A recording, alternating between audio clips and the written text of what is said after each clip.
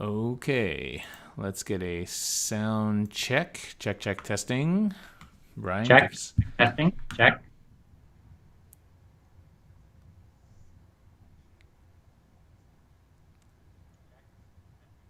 all right. All right, sound is good. Okay, welcome everybody to CanHammer TV. This is Custodes Tactica episode 24, I believe. 24. And I have with me tonight super special guest. Super excited to have Brian Pullen on tonight with me. Say hi to everybody, Brian. Hey, thanks for having me. All right, and if people have noticed, Brian has an amazing background of just amazing. It outdoes my background. My background is nothing compared to that, so that's super cool. And thanks for joining us, Brian. Happy to be here. So, Brian, if you don't recognize him or know Brian somehow, is from one half or one third of Tabletop Titans. That's your YouTube channel. Yep. So do check out Tabletop Titans. In fact, that was where I got the inspiration to maybe focus my channel around Custodes. When you started putting out those unit reviews a while ago, Right. this is about a year ago or so. It was a little over a year ago, I think, at this point. Yeah, so I was like, wow, that's really cool. Maybe I should try that too. And so I sort of started to focus the channel a little bit towards that. Now it's almost completely Custodes based. But so that's cool. If you don't know his channel, do check out Tabletop Titans. And you are one of the kind of few-ish channels that is actually putting out new content right now because you guys were smart in your isolation practices. Yeah, that's right. Yeah, we got back to making content about 2 weeks ago. We do kind of like two-ish live games a week, but they're also videos you can go up and watch on YouTube after the fact. Yeah, that's cool. That's cool. And if you don't know, Brian is one of the top players in the ITC. He's won many tournaments and quite a competent Custodes player as well. Although you, like many of us, have been feeling the crunch of not being able to perform as well as you'd like with the with our armies. And if also Brian is a playtester, and he was super excited about the book. And so it's just amazing to have you on the channel, Brian. So thanks a lot for joining us. Yeah. Can you tell us first, before we get into my list of questions here, how you got into Custodes? What drew you to the army, and what made you start playing it? Right. So when I got back into 40K around 8th edition. I had been kind of collecting for a while in previous editions, but not playing too much. I was more of a fantasy player. And when I got back in, I started picking up one of the main collections I had for a long time, which was Tau. And I was playing with that, and I was really trying to decide what I wanted my next army to be. And I was super into the Custodes. They just had that one Talons box, I think, that you could buy, where you could buy the individual custodian guard box. And I kept humming and hawing like, oh, do I want to buy them? The rules were awful. You know, you couldn't even legal detachment, I think, with them at the time. And all the Forge World models looked great, but there was no rules for them either. And so my gaming group actually had a large 30K contingent, and you could use all of their models in 30K. And that was kind of one of the things making me lean into it. I was like, well, I don't have a 30K army yet. Maybe Custodes could be my 30K. And again, I was humming and hawing, and then they announced that they were going to do a codex for it. And then right then, that day that they announced it, I just went out and bought, like 2 of everything, every Forge World, every main box, because I was looking for an excuse. I was so excited about the lore of the Custodes and the models, and as soon as they announced it, I was all in. And so it's one of my largest collections today. Yeah. It's a pretty similar story for most people, actually. I know that nobody started the army because it was overpowered or that they wanted to win tournaments. Like, almost nobody started the army because of that. It's I remember that they hyped up the announcement of our codex pretty high. It was like a big event, big thing coming, blah blah blah, and it was like, oh, Custodes, it's awesome, and that was it basically. It's the only army I bought the collector edition book for, and I'm actually glad I did. It was probably the nicest one they've made in a long time. I don't know if you've seen it. It had like a really soft cover art book, but it also came with these beautiful metal custodian objective markers, which are amazing. So I loved that collector's edition. Yeah, I didn't do that, and I regret it to this day because now those kind of things like the objective markers is like super sweet to have. Yeah, I use them in all my games. The problem is they're not round; they're shaped like a shield, so they're good in the casual games, but in competitive setting, people kind of don't like them. Yeah, to be like, I'm if you turn it that way, I'm closer. Yeah, that's right. Yeah, Yeah, that's cool. That's cool. Yeah. So, I don't know if you've done this, Brian. I certainly have. I've been going around actually now that I've read the book, all the rules. I've been going around reading all the little fluff bits above like the strats and everything, and yeah. it's like super cool. Like I was just reading that Golden Light of the Moiraides, and then like these are like the three ships they used to float around on with the extra good teleporter. It's like, oh, that strat totally makes sense now. Yeah, exactly. It's awesome. Yeah, that Dreadhost strat is so good. Yeah, all right. So, if people came here expecting that we're going to talk about every rule and everything tonight, we're not going to do that because that would take forever. I already spent 2 hours doing that on last week, so you can check out that video if you want. That thing is episode 21 or 23, I think. We're just going to talk about general themes and things about Custodes, and I think people are going to enjoy it. So I'm going to start. First of all, Brian, I also want to shout out your partner in crime, Bridger Hahn, who was Yeah, on my show after LVO because he came in like 58 or 68 out of. really well with Custodes. Yeah, and he told me that you guys had been plotting that list for quite some time before LVO. Yeah, him Um, and I tested it quite a bit. He had like a vehicle-based list that he was super into, and I just kept showing him that Space Marines could just blow it off the table, and that was super strong list, the shooting list that he had. But I guess Space Marines kind of just overtook it, and so we went a completely different tack and just went Storm Shields all the way through, and it was turned out to be a great list.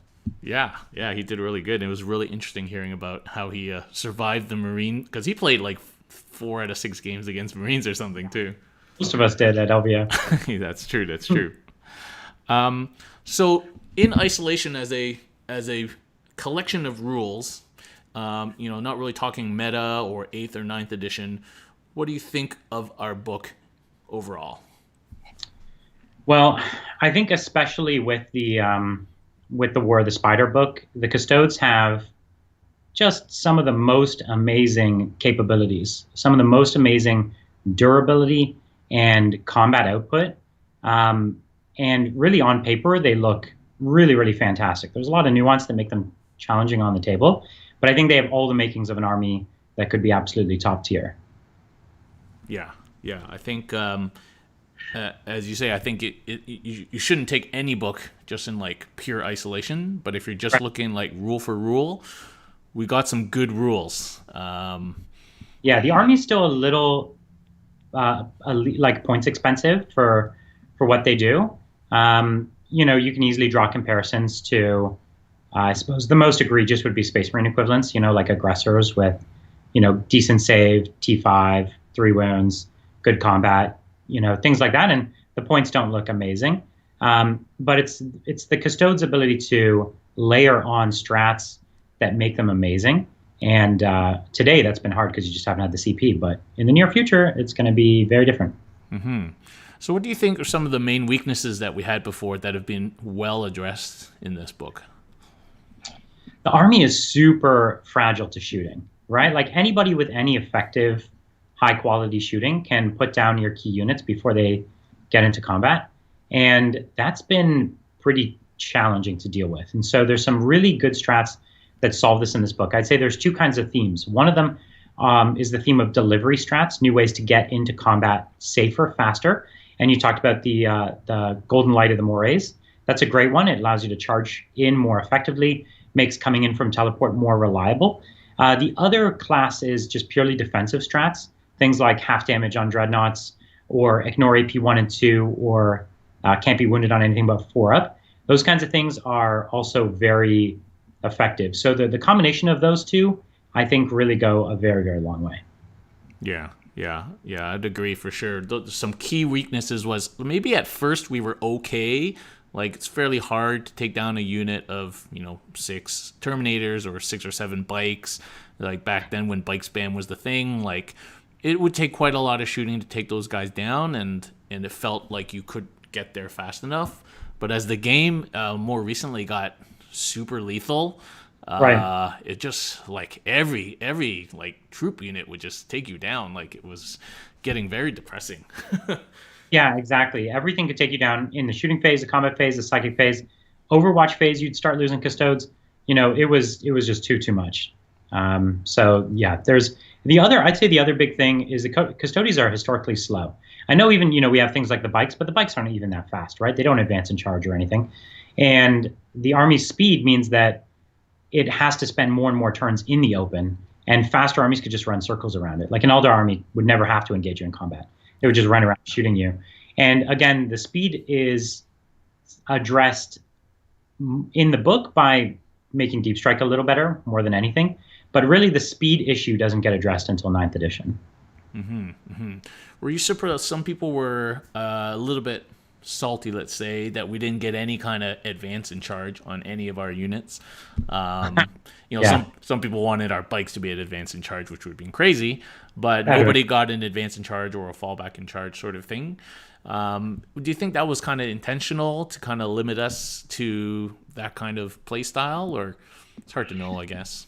Yeah, advance in charge, I think wouldn't be too bad on the infantry. It wouldn't be too overpowered. So I could see why they could have done something like that. As you say, the bikes, it would have been too strong. They did give us fallback in charge. I think there's two ways to fall back in charge now, but only with characters. Which a shield captain is more than a whole unit compared to most armies as far as their damage output. So that's something, at least. Yeah, it's something, yeah. It's something, but you're right. I think that's just not the theme of the army. I think, when GW writes an army, they'll deliberately call out, like, here are the army's weaknesses, and they'll go out of their way not to fill those weaknesses, like not to give the army no weakness. Mm-hmm. They always want it to be like, here, it's super good over here, but then here's its two weaknesses or three weaknesses, Mm-hmm. So over the last week, I've been trying to be fairly positive about everything, and I think there's a lot to be positive about. What do you think there are some of the remaining weaknesses that remain weaknesses for our army? I know we already addressed the fact that we're still, mostly foot slogging. We have some tanks and stuff now in the Forge World, but other than bikes, we're mainly foot slogging. What do you think some other weaknesses that they might have left there on purpose or didn't address? Well, I'm gonna talk in context of ninth edition. Does that make sense? Oh yeah. Yeah. So the army gets So the army gets a lot better in ninth, but I'll talk about the things that are potential challenges in ninth. One of them is that it's clear that they're making vehicles better, right? And custodes are not great against vehicles. First of all, vehicles generally are the things that have the big guns that kill them. And a custodes unit, like a 3-man custodian guard with spears even, they're not going to take down your average vehicle in one fight phase. It'll take more than one fight phase. And now that those vehicles are more prevalent, they shoot better, they shoot in combat, you can't tag them as effectively. I think that's actually tough for the custodes to deal with. Not to mention the increase in the number of fighty vehicles, right? You're going to see vehicles that shoot and fight, like Dreadnoughts, because they can do it all. They can walk and shoot, get into combat, fight, and then shoot in combat, right? They're just effective all the time. And custodes actually, when you're fighting a bunch of things that do flat 3 damage, flat 4 damage, your custodes can start dropping pretty quick. Mm-hmm. So I think it's not that the army got weaker in any way; it's that the meta around it changed towards these kinds of things that they have trouble dealing with. I think the other big thing is that in my impression, there's less cover in ninth edition. It's harder to hide because of the way they wrote this the obscuring rule for ruins. There's no such thing as like a magic box anymore, right? If you're inside a magic box and it has windows, they can shoot you. And that was a big part about being like an all infantry army. Mostly it was like, hey, at least I can hide in this box and come out when I want to. But you can't do that anymore. If you try to stand in that box, they'll just shoot you, right? And fewer things are giving cover saves. And so the terrain was really your most important ally in 8th edition. And I'd say a decent percentage of your terrain has been taken away, or your ability to use the terrain has been taken away. But then, everything has a flip side. Because the board's smaller, you spend less time moving up the board. The terrain is technically more dense because you're cramming the same amount of terrain often into a smaller board. The terrain's closer together, so it's easier to move from one terrain piece to the next whilst never being fully in the open. So it got worse, and then it got mitigated a bit. Things like that, I think. Huh, that's interesting. It seems certainly the GW streams would make you think that actually there's going to be way easier to hide in this edition, but maybe they're overestimating their rules. Here's a funny thing, right? The majority of people play Warhammer. I don't know what the percentage is, but like, let's say it's at least 95, 98% of people who play Warhammer don't play competitively, right? So if you're not playing competitively, that means you never heard of the ground floor blocks line of sight rule. That doesn't even exist for you. That's not a GW rule. That's a tournament. That's an ITC rule. And so if you were those 95% of people who didn't have that rule, they basically created an equivalent to that rule. They basically said ground floor and second floor and third floor block line of sight as long as you're behind it. So for 95% of the game, they dramatically increased your ability to hide. But for competitive players, they took away ground floor blocks line of sight and removed it with this ability that is actually less effective. And so for competitive players, we got less cover. For casual players, you got radically more cover. So it depends who you're talking to as far as who got more, like, did they increase cover or decrease it? I think for competitive infantry armies, you got less. But if, for instance, if you're running a huge model, like if you had a Keeper of Secrets, you know, super tall Keeper of Secrets, now all of a sudden you can hide it behind a 4-inch or a 5-inch ruin, even though it's sticking up double the height of that ruin, it's completely invisible. It can't be shot at, right? Hey, that sounds like an increase in cover. But if you're an infantry model that was kind of already invisible behind that, and now as soon as you touch the terrain, you're visible, that's a decrease for you. So monsters and big things, they got more cover. Casual players, they got more cover. Competitive players, especially using infantry, got way less cover. Interesting. Okay. That's a great insight. Let's talk about the CP for a minute. So, you know, we don't really talk about the book in the context of 8th edition right now because A, 8th is almost done, and B, I don't even think you can play the faction as a pure faction in 8th and use even half of what we already had, let alone the new stuff that we got. So obviously it's a big, and that's probably why they used Custodes as the poster boys for this change in 9th since they revealed it. But then it now again seems like we don't have enough CP to do all this cool stuff, but at least we got the same as everyone else. So what's your comments on kind of CP usage as we head into the new edition? I think, you know, the Custodes armies that I would run, sometimes they wouldn't even have a battalion, right? Like I'd be running just like a single vanguard or something like that. So I would have, you know, 4 CP or something like that in a game, and between spending a few pre-game, I'd go in the game with like 3 or 2 or whatever, right? Yeah. And in the new edition, you're starting with 12. You'll gain another 5 during the game. You can moment shackle for another 3 upwards, and then you can use the new commander ability to regain CP on a 5. So hold on a second. That's like 10, 13. That's 25 CP you can have. That is a lot of CP compared to what I used to have 4. That's the single largest increase by orders of magnitude of any army in the game. Yeah. Nobody has seen that kind of increase in CP capabilities, and no army has more strats waiting in the wings to you know, level them up than the Custodes. So I think the CP change has the biggest impact on Custodes of any faction in the game, and it's such a big change that it transforms the faction from like a mid-tier to all the way up to top tier. Okay. You heard it here first, guys. Ryan thinks we're a top tier army. We'd all like to think we're a top tier army now, but of course we don't know. None of us have played any games. But it certainly seems like, though, that we are kind of almost obligated to take that regen trait in order to keep the CP going. You don't have to. You don't have to. I think the thing is you get to pick it at the table, right? And so a clever Custodes player is going to know, here's the like 4 strats I need to use in this game. You know, maybe I'm going to use Vexilla Teleport Homer once, or maybe I want to use it twice this game, or maybe I want to do a bunch of pregame shenanigans and buff up these characters. You just got to know, do I need the CP in this game? Do I need another commander trait? Some of the other commander abilities are bonkers. Some of them are great, like the ability to fall back from combat, right? Like you could charge, fight, and then fall back before they fight you. Those kinds of things are amazing. And so you might want a duelist character in that game. But it does give a reason to take that 5 up, get CP back, because now you're going to be spending them throughout the game. And because you guaranteed half CP on the last turn, because you gain one at the last turn, you have a chance to earn one back every turn, no matter what, right? You never run out in the first 2 turns. So it's a good trait to take, absolutely. Yeah, for sure. It's like it's one thing to like spam all your CP like in the first few turns, but then to have that one in the 4th or 5th turn when you need a Tanglefoot or you need like a 1 CP interrupt or something, so it's so key, and you know you're always gonna have that, which is great. Yeah, and you actually saw today, for instance, they showed, or maybe yesterday, they showed that you can't really wrap as effectively, right? And people can still fall back from wrapping. Well, because we have Tanglefoot, we're still pretty much the best wrapping army in the game, right? We can still surround you, and then we just need to roll like a 3-up, and your infantry can't escape, right? So I think it's I still think that they're going to be excellent in that regard. Yeah, for sure.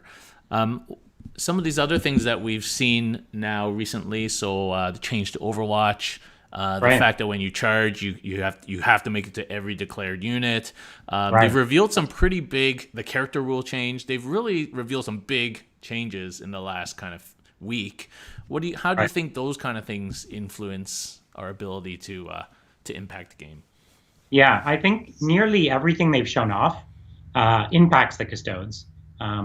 Excuse me. I think the biggest impact is probably the size of the board, right? The fact that the board is smaller means those fast armies can't continuously retreat into their deployment zone. You're going to be able to come and get to them. I think the second biggest change, and this is subtle, people haven't really talked about this as much, is they previewed a mission, right? And the mission was mostly about holding objectives, and the objectives were very central. And if the game revolves around that, then that means that you can kind of go post up on these objectives, and that fast army has to come to you. It's not enough for them to pick up one of your guard units. They have to take these objectives in order to play the primary. And even you saw some of the secondaries were about controlling the objectives in the middle of the board. Custodes are excellent at getting in the middle of the board and standing there. So they're going to be at a huge advantage, just board size, mission-wise. There's also a few other things that are subtle. For instance, they showed that you only score at the top of your turn, which means you want units standing on objectives that can withstand a round of shooting and still be there, which the Custodes can do. Many other armies, like if you put a 10-man guard squad on the unit, we can wipe that 10-man guard squad, even just with bolters, before your turn comes for you to score. So the fact that we have durable units on the objective, that's another big one. Another big one is the fact that you don't have to score in the first turn. They showed that you can't score the primary on the first turn of the game, which is great because the Custodes are super slow on the first turn. So now we have the first turn to go slow, get into position, and then we could start scoring in the other turns. And none of these fast armies can go and get a leg up really quick on us. And there's just so many of these little things that play perfectly into the Custodes' hands that are really great. But you also mentioned a few things that are negatives. For instance, the character targeting rule.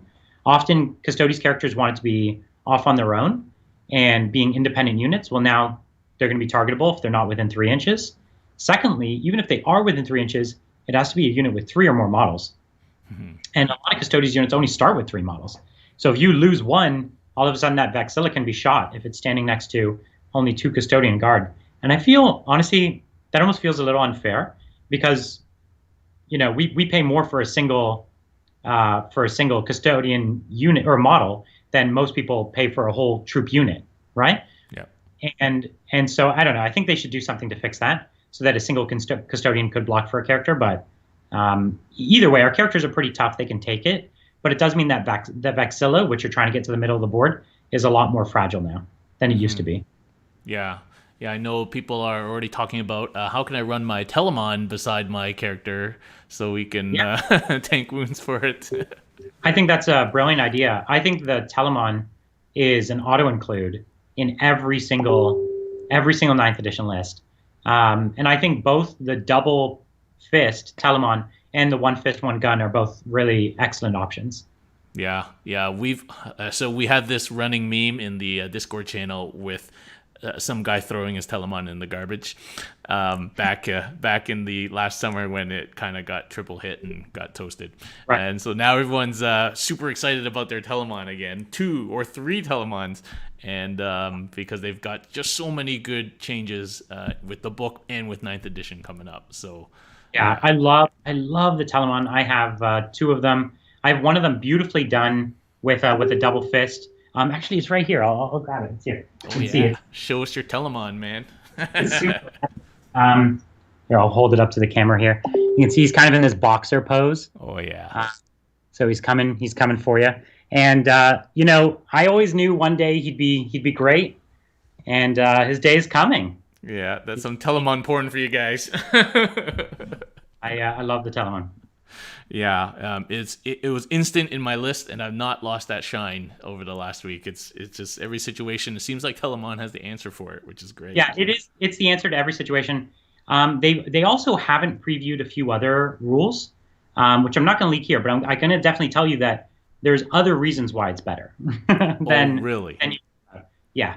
So it's great. It's really, really solid. All the Dreadnoughts are solid. Not, you know, obviously even Space Marine Dreadnoughts are better, but our Dreadnought is better than their Dreadnoughts, right? And so even the Sword and Shield one, I have 3 of the Sword and Shield and 2 with the Spear. I have a ton of them, and there's a real reason to go all in on them. All Dreadnought list? I think, you know, maybe it's a little soon to go all Dreadnoughts, but there will be a time in this edition where you're going to go all Dreadnoughts, I think. Oh, yeah. Damn. So while we're on the subject then of Forge World, everybody still has that little bit of anxiety in the back of their minds that there's going to be the Forge World rewrite. And while GW is writing the rules, people, you know, it's hard to forget the past. And and then of course there's points changes and as well as rules changes, and people are, while they're hoping that they spend kind of more time on our Forge World because it's kind of half our army, that may not happen, obviously. Do you have any insights into the Forge World process? Do you guys get to test that stuff, or is it separated? We do, yeah. Now that it's with GW, we do get to test it. We get to play test it. We get to play test and help write the points, costs, and things like that.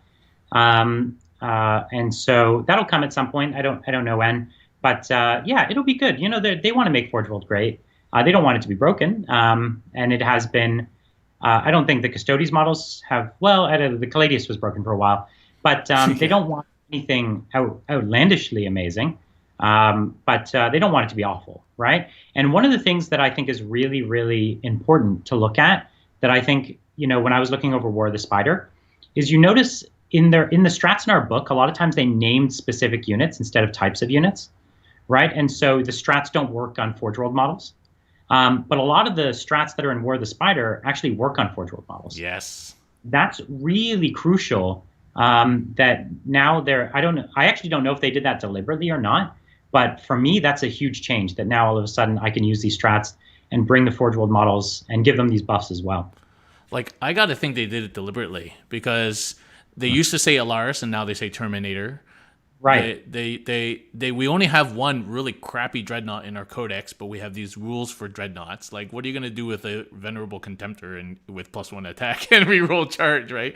Exactly. We had one tank, the Land Raider, which nobody ever played, and now we have this stuff for mechanized sort of stuff. So I got to think that they had this in mind. Otherwise, it's a really nice accident.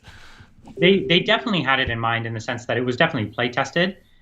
Whether they set out to say, let's make sure these strats work, I'm not sure, but I'm a lot happier that they do. Mm-hmm. Yeah, for sure. I know that, I mean, in the people's mind, this is really GW's chance to redeem Forge World. There's been any number of examples you can name over the past number of years about Forge World debacles, and either just really crappy stuff, or stuff that doesn't exist, or stuff that's just crazy. And so this is really their chance. So I'd hope they want to make it, as you say, as good as possible. One of the things is, you know, I know it's really easy, you know, when you're on Facebook and you want to complain about how GW kind of screwed up with the rules here and there. You know, before I helped out on the playtest team, I would be there scratching my head like, how did they let this one slip? Or how did they make a mistake like this? Why haven't they fixed this? I can't believe this is, so bad or way too good or etc. And when you're there really looking at these new books and you see how many units, how many interactions, and the pace at which they're writing these, you really start to get a real empathy for them and how unbelievably difficult it is to write these rules at the pace that they're doing it.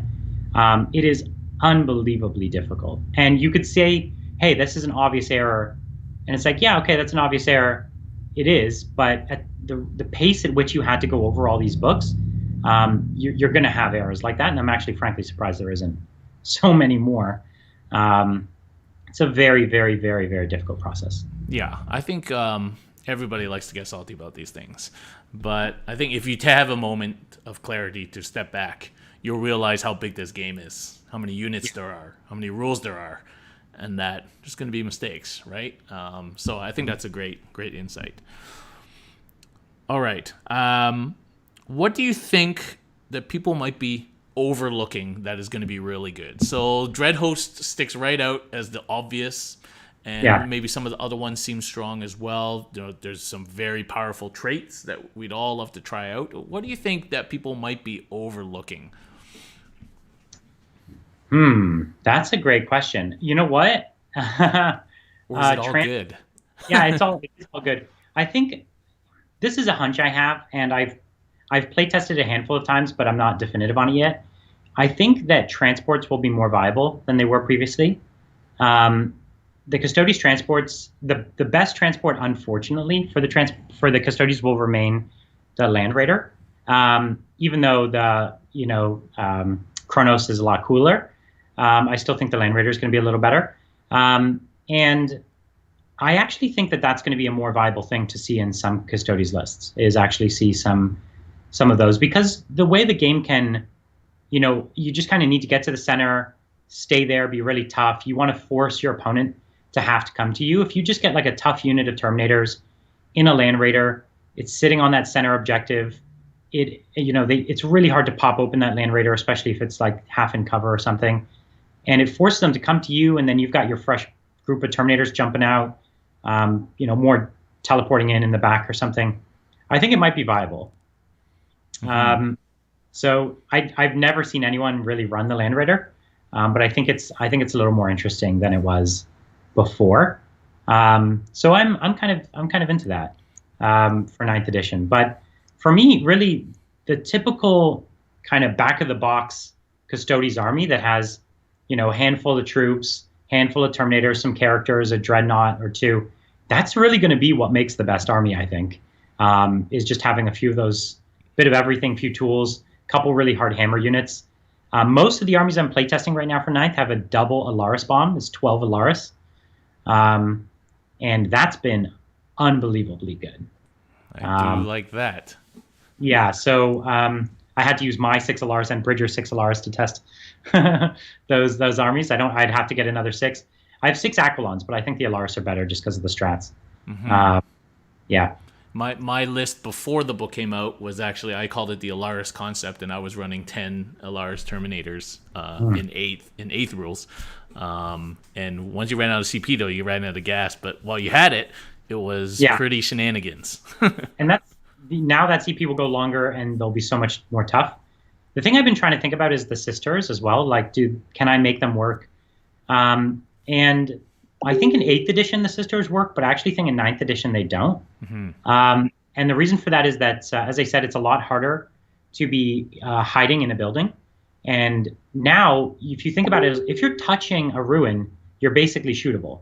And so almost all the objectives, in order to touch them, you're either going to have to be in the open or touching a ruin. If you looked at how a typical 40K board was laid out, unless people radically agree to change layouts to push all the terrain into the center and keep the objectives way back, which isn't going to happen.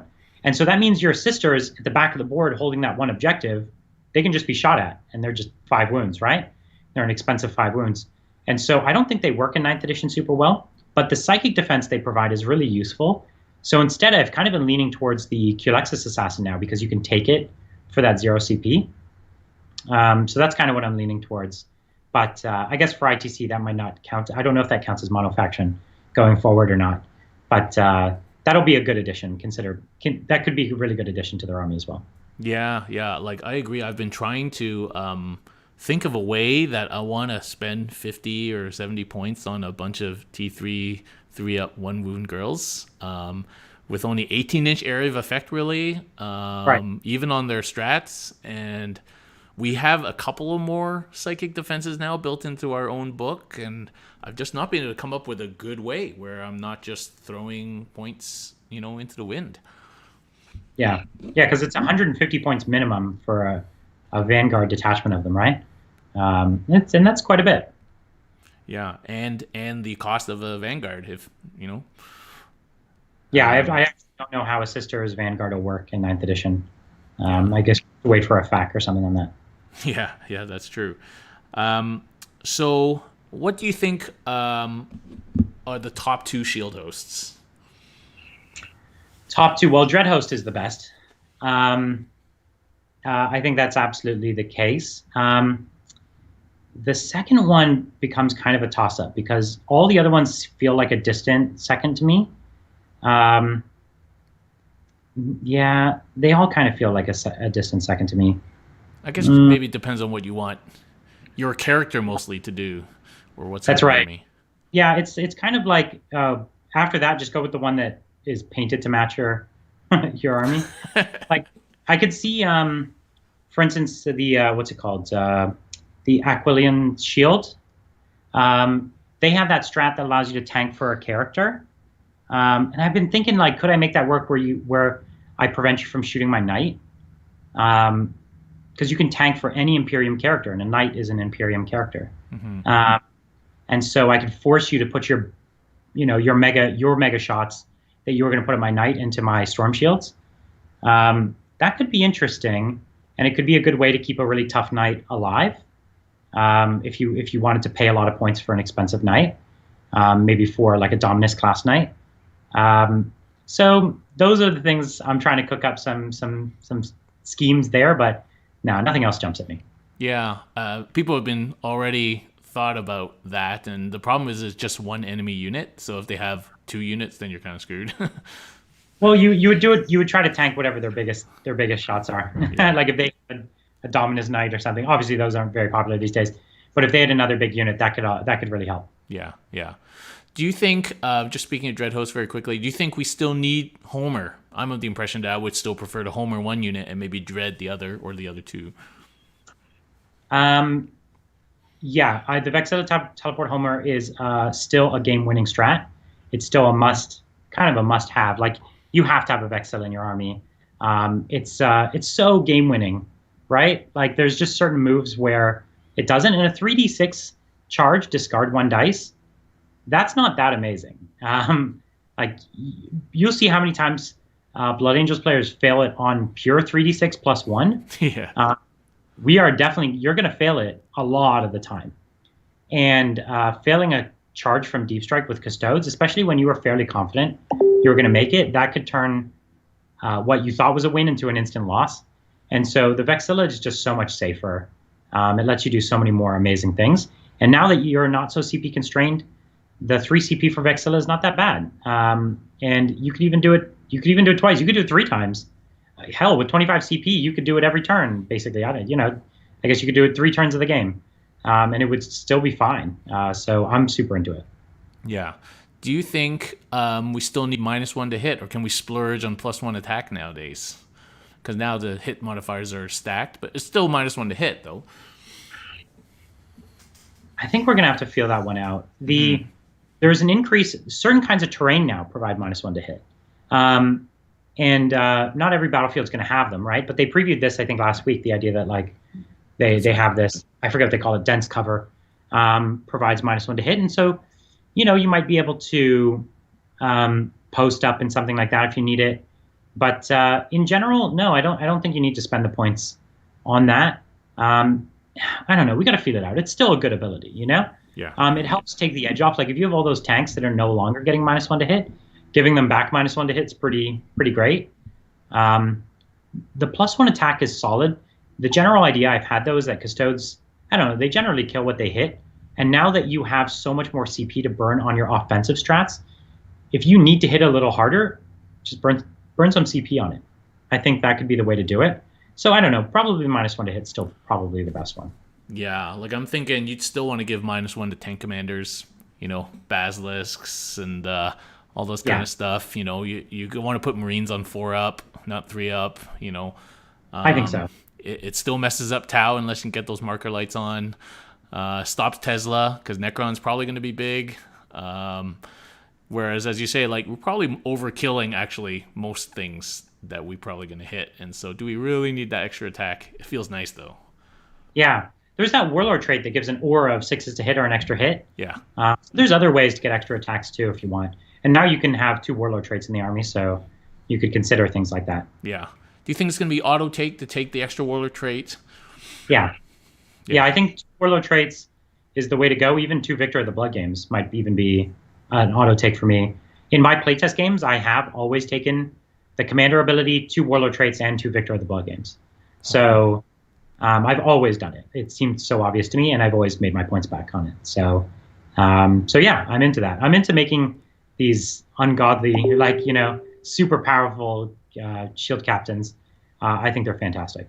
Okay, 2 Warlord traits, 2 Victors, so that's 4 CP on Victors, and the commander. Obviously, commander trait is like auto take. Okay. Yeah. That's hefty. Yeah. Mm-hmm. All right, we'll have to try it out.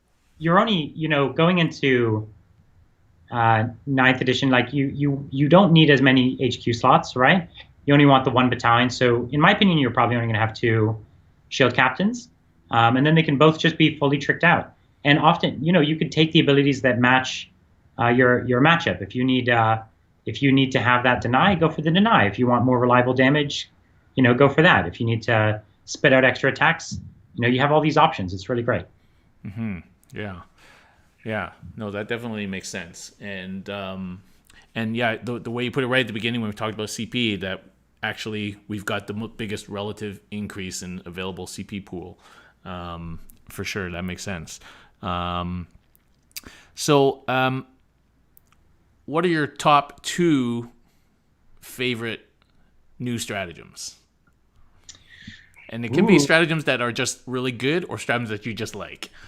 Okay, so I can easily talk about ones I just like.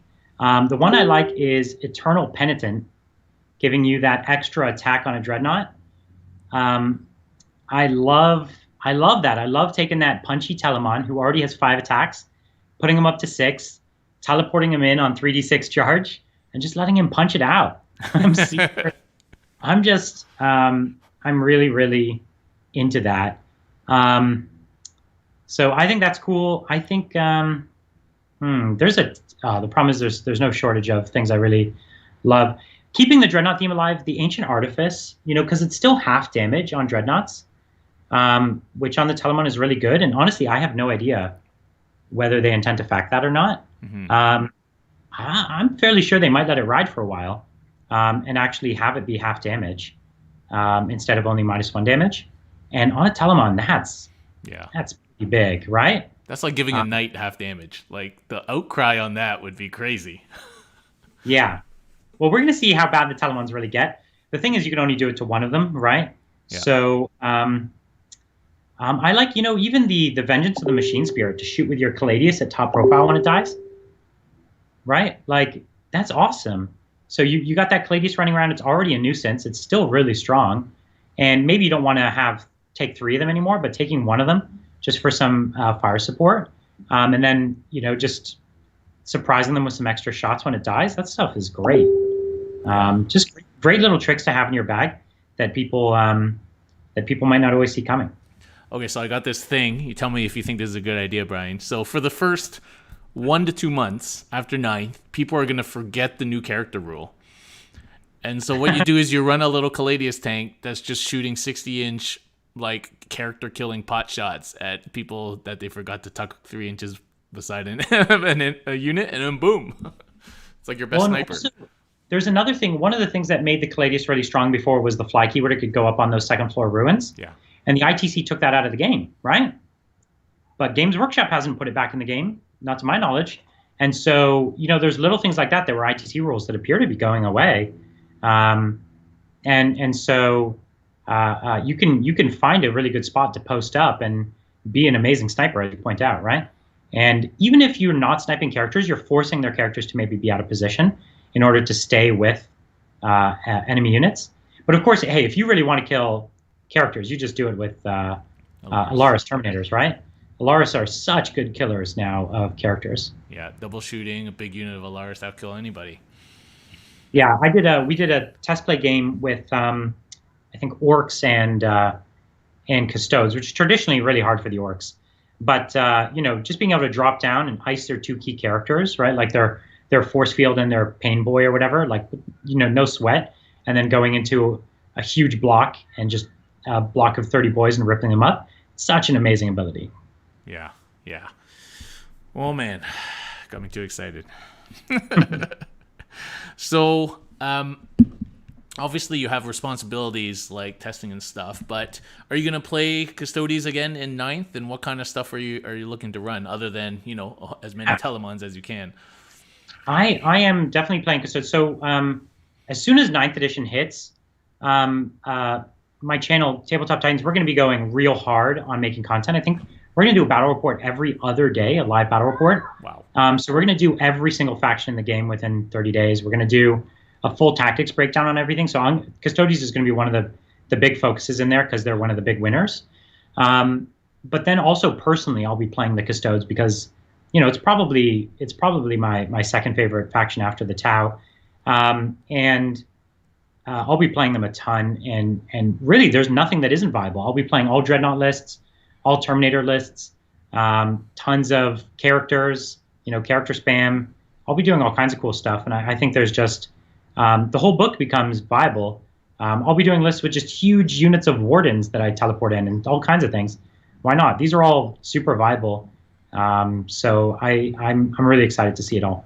Yeah, I think that's, on the Discord, there's been so many discussions, like the chat is nonstop. It's ridiculous, but always like, is this better? Is this better? Is this better? Is this better? It's like, well, step back for a second, guys, and we can actually have these discussions because it's not so obvious what we should all be playing.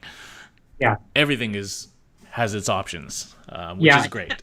I think the thing you need to wait for, at the end of the day, the missions determine everything, right? Cool, we have these new rules, and that's telling you what things are winners and losers, but your army composition is going to come from the missions. Yeah. And we've only seen them preview one mission and like 2 secondary objectives, right? You have to wait to see all the secondaries, build your army not to give up secondaries, build your army to maximize the secondaries you can get. And so there's still some key things to look at there. And you're going to need to feel it out, see the way the game plays. On paper, it doesn't sound that different, but in practice, enough things swing, like the rules swing things differently that the meta is completely out the window. Like everything is changed as far as what's good and what's not.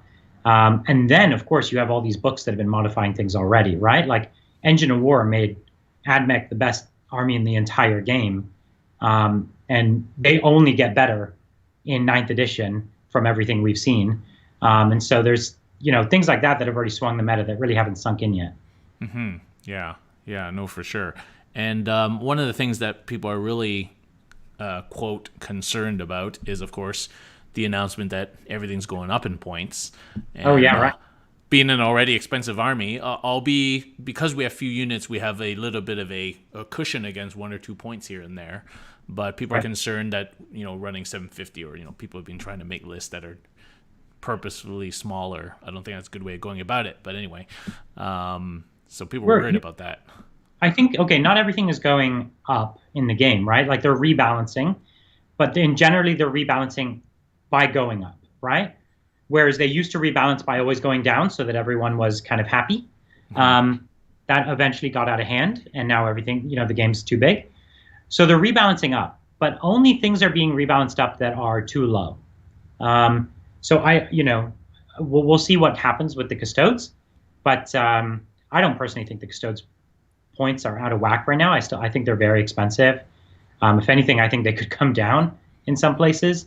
And so maybe with the CP increase, they're kind of probably about the right points. But we'll see what actually happens when they drop the points. But I wouldn't necessarily expect that every army is just going to go up 10% or something. I don't think that's going to happen. Yeah, I know people have been calling that the prophecy. Everything's going up 20% because they previewed this one unit that went up 20%, and so everything's going up 20%. But clearly, that would be a silly way of doing it. Right. That doesn't make any sense. There are certain things that are big winners in Knights and certain things that are not, and you readjust accordingly. Yeah.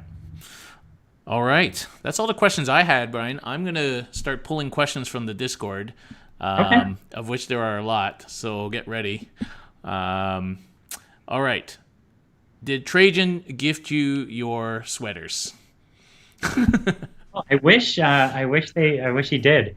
I was actually I can't wear my sweaters anymore when we play because it's now summertime in California and it is really hot in my studio. The AC we have in here just isn't enough to keep it going. So, fortunately, I'm not going to get back into the sweaters until the fall. Winter time. All right. What unit do you think, if you had to pick the biggest winner from our book, what unit would you pick? The single biggest winner is the Telemann. Yes. I think it just so much went up there. I guess that's book plus ninth, single biggest winner. But other than that, it's the Alaris. The Alaris are the biggest winner, absolutely. Yeah, they were already so flexible before, but now they've got the power too, for sure. Absolutely, yeah, they're so good. All right, so the next question was Alaris versus Aquilon. So all Alaris, unfortunately. I love the Aquilon, but unfortunately, it's all Alaris. They're so much better. They're pointed better. Their strats are better. They're just better. The added combat output of the Aquilon rarely comes into play in my experience. Yeah, especially now you have a +1 wound strat basically for tougher targets. That kind of makes up for the strength 10 buff. That's right. Yeah. Yeah, you can now wound a knight or equivalent on a 3 just like they could. Obviously, wounding one on 2 is cool, but it's not necessary. Yeah. Yeah. All right. I think we might have answered this. What shield host are you going to go with and why? All Dread host for me. That's my go-to. So you try and keep it to a single detachment so you don't have to end up paying CP for detachment? Absolutely. Yes. The CP is so much more valuable than any of the benefits we could get from souping. So I would just keep the CP. Yeah, how do you deal with the fact that we overload the elite slot and let's say like in a patrol we've only got 2 elite slots? Well, I won't be taking a patrol. I'll be taking a battalion, which gives you 6 elite slots. Okay. Right? So you're still going to run that basic battalion with the guardians and stuff? Yes. All right. Yeah, Ninth Edition, everyone will be running a battalion. Every Custodes player will be running a single battalion. I can almost guarantee that. All right. Do you think Venatari are worth it? Obviously, they benefit from the double shoot. That's where people have been gravitating towards for Venatari. Fly infantry. No, I don't think they're worth it. Unfortunately, and it's not that they're not good, it's that the other choices are just better. Mm-hmm. So they're cool. Like, here's the thing. I would take the Venatari just to be a snowflake. Just like, look at my cool, weird unit you've never seen. So I would pay a tax to do that, and I do that regularly with my armies. I pay a tax to take something cool that I really love. So, that I do that with my Sagittarium, whatever. They're not great, but I like them, so I pay a tax for them. So they're not bad. Like, you won't be sad you took them, like, oh, these are garbage, they can't do anything. It's just those points could have been better spent if you're trying to be super efficient. Mm-hmm. All right. Sisters of Science get enough support? No, I think we answered that already. Rhinos, definitely. I think that's a no.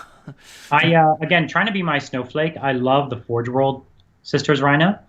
So I would probably find a way to make that work if I could, just because it's weird and cool. I actually don't have one in my collection yet. I've been waiting for the rules to get better, and they didn't. But now I'll just buy one anyways, just because I love it. It's a really cool model. You're talking about that thing that has like the spiral on the front, like yeah, it has like the iris. Yeah, the iris. Yeah, it's super cool. What do you think is our best way of killing intercessors? Everything Custodes have kills intercessors. I feel like, there's really not a single thing that doesn't do away with them. The problem is you can't underestimate, especially a big squad of intercessors. Yeah. Right. the culmination of their shooting and their fighting can chip enough. Like they're not going to kill a whole squad of Custodes, but they'll take so many points away from you, that you'll be surprised at that. All of a sudden you lost 200 points worth of Custodes from their little troop unit. So you just got to give them a bit of respect, but otherwise just fight them. You'll chop them down in combat. It's only when you give them the ability to shoot multiple times that you are really level up their shooting, especially if they have the 2 damage weapons, that they can start tearing you apart. But those guns are, they were really amazing when you could stay in Devastator Doctrine all game. Now that you can only be in Devastator Doctrine for turn 1, and now you don't even score on turn 1 and 9, so you can largely hide turn 1 and skip. You can just say, I'm skipping turn 1, I'm hiding. Your Devastator Doctrine goes away. Okay, now let's play the game, So, yeah, I think that I don't think people are going to want to take it too much. Interesting. And so there's been some talk, especially with the loss of kind of kill more that we all got used to avoiding as Custodes, trying not to give up the kill and definitely not kill more. Do you think there's viability in small units, or do you think we're going to run big units to maximize kind of CP efficiency? Right.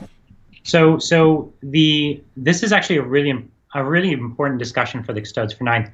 I think 9th edition is going to be an MSU edition because kill points aren't really a thing, and because board control is a thing, and so those two things together kind of work with MSU really well. The Custodes, though, don't do MSU super well. Like even our small units are super expensive, and our really smallest units, they're not that independent. They still really need a bit of support to take on big threats. And as you pointed out, all the best strats are unit-wide for Custodes, so you really want to create Death Stars with the Custodes. I think that's what you're going to have to do. I think you're going to have a few units that go and harass different parts of the board maybe, but you're really your backbone's still going to be two or three, I think, really Death Star-y Alaris units, or something equivalent. I think that's still the way to go. Yeah. All right. Is the Telemon back? We clearly answered that question, yes. Even with some Telemon porn. Triple Achilles, triple Telemon, triple Caladius, the new hotness. Okay, so one of the things you got to think about is not just our vehicles got better, everyone's vehicles got better, and our Dreadnoughts got better, but our actual shooting vehicles got much worse. And so one of the things that's going to happen is everyone's going to be teching against vehicles. Yeah. So if you go all vehicle and the meta is all vehicle killing, you're going to lose all your vehicles really quick, Yeah. So I don't think you're going to be able to do all vehicle lists like we used to. I still think a few vehicles here, and I think definitely the Dreadnoughts. You could go as hard as you want into them; they're cool. But I definitely think the shooting tanks, you can't overdo it with them. I think a triple Caladius is not worthwhile. Triple Caladius solved a problem for us. It solved the problem of first turn kills. It solved the problem of forcing you to come to us, and it solved the problem of us getting kill more in some turns where we couldn't. None of those are important. We don't need to first turn kill. The mission makes you come to us. We never need to kill more. None of that matters. So the whole purpose of the Caladius is wasted, I think. And now it's no longer even efficient. And so I'm not super into the Caladius in the next edition. Mm-hmm. Cool. And so that brings us to the Palace tank. It's still tantalizingly cheap at 100 points. That's right. Yeah. Do you think that's got a place? Maybe just one or a couple? Yeah, I think they're great because they're fast. Go snag, snag a recon or something like that, right? They still play the mission super well, and they give a teeny bit of speed to an army that has no speed, and they're cheap enough to be throwaway. I'm into them, but again, if the meta goes too vehicle killy, and really your opponent has like 6 units that could drop a Palace in one turn, then maybe it's not worth it, Yeah, for sure. Next question is about Triple Caladius, so we answered that already. Yeah. And so with the new strat to let wrapped squads escape, do you think we're going to be tough enough to survive the shooting back? Yeah, I don't think maybe I was doing it wrong, but I never thought the Custodes were about wrapping. If you could get a good wrap, go for it. But the Custodes were all about like hitting and just going for the neck, kind of killing the key units and just taking them out. And wrapping, I don't know, wrapping's not a huge deal to lose for Custodes, I think, in many cases. And as far as surviving the shooting back, because you have the CP now, you're better than ever at that. It's still a big weakness, but I think you're way better than ever at it. And because you can afford to deep strike more units in, you can afford to hit them really hard several times with these full strength Custodes units. And there's only so much of that any army can take. Yeah, I think the wrapping was just because we couldn't survive the shooting and we had to come out turn 3 to play, and so we had to wrap to survive and or touch stuff. And so I'll be very happy if I never have to worry about how I'm going to pull off this wrap again, quite frankly. And a wrap is great. Like, hey, you don't kill the unit, go ahead, wrap them, right? Because it's going to force them to burn 2 CP, Yep. And in many cases, it might even wipe their whole squad. And so I think it's great. Yeah, yeah. Bikes. Where do you think bikes are? Like, they obviously got indirectly buffed, but yet again, no direct buffs to the bikes. Why do you think they got indirectly buffed? Well, they got the ability to transhuman. The -1 strength helps them because they're T6. Yeah. Yeah. I think bikes are not good. Unfortunately, I own 18 of them, so I wish they were. I wish they were good, but no, I don't think they work super well. Bike captains are still the go-to captains in my mind, but the actual Virtus Praetor unit, no, it's not great. It's still too exposed most of the time, and its benefits just don't quite matter enough, especially, I don't know. I think, when the game becomes about really tough things holding the center, Hurricane Bolters even become less valuable, right? Like they've already shown how hordes take a hit in the new edition, and I have a theory that maybe that'll reduce the number of hordes overall, which means those Hurricane Bolters kind of come in handy less often. And if people start going down towards elites, what do Hurricane Bolters do against a bunch of Terminators or something? Like, not a whole lot, right? So I'm not super into them. I think they're overpriced. I would rather have an Aquilon for whatever it is, 20 points less. That would be more interesting to me. Yeah. They never budged on the points in so many passes of points changes. They've never come down on the points, not even a single point. The bikes can become oppressive. Like if they become even just slightly too cheap, they can become a very oppressive unit. So I could see their fear of doing that. And I don't know. They're also balancing for casual play. Like I've rolled up with an 18 bike army to one of my just friendly games with a friend, and I'm like, cool, I'm an all fast bike force. My friend's like, no problem, I'm this, and I'll be like, cool, I move up turn 1, I Hurricane Bolter everyone, I charge over here because you were a little too close. Okay, I won. And then I was like, whoops, sorry, I guess this army was way too strong. In competitive play they get shot down, but they also balance them for casual play, and they are still very strong in casual play. Yeah. Okay, next question was about bikes. So next question was about where you feel like we're going to be in terms of the balance of armies at the beginning of 9th, and I think you said you felt that we're going to be fairly up there. Yeah, if there's like a bottom or top quarter bracket, we're in the top quarter bracket. I don't know how the rest of that bracket plays out. I think AdMech's at the very, very, very top, separated, like they're in their own bracket. I think he is unbelievably too good. But, right after them and, in the mix with a few other strong armies, I think Custodes are way up there. All right, so this is actually a perfect question for you, Brian. Can we actually face Tau without getting trashed now? I have two answers to this question. The answer is 1, yes, because you no longer need to charge, right? You used to have to charge to get kills, and to play the mission most of the time. You don't have to do that anymore. You don't have to kill, right? Like you just hold and you win. So they have to come to you now. The Tau have to come take the objectives out of your hands, right? And that's exactly where you want them to be, right? So that's number 1. The mission now is way in your favor. You can be more cagey. You can hide. You can be slower. The Tau need to spread out and hold the board more aggressively.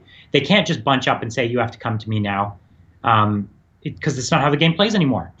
And then the Tau is one of the armies taking some of the biggest hits negatively, right? Like they're getting hit really hard in negative ways, not all of which have been previewed yet. And I think that you're going to see less Tau, and you're going to have to see Tau building armies that make up for their weaknesses in ninth edition, which make the armies less scary overall and have more utility in them to play the different style of mission. Mm-hmm. And so I think Tau as a threat in the universe has gone down for everybody. But I think specifically for Custodes, who could only pick up their kills easily through combat, I think that's like much less of a threat now.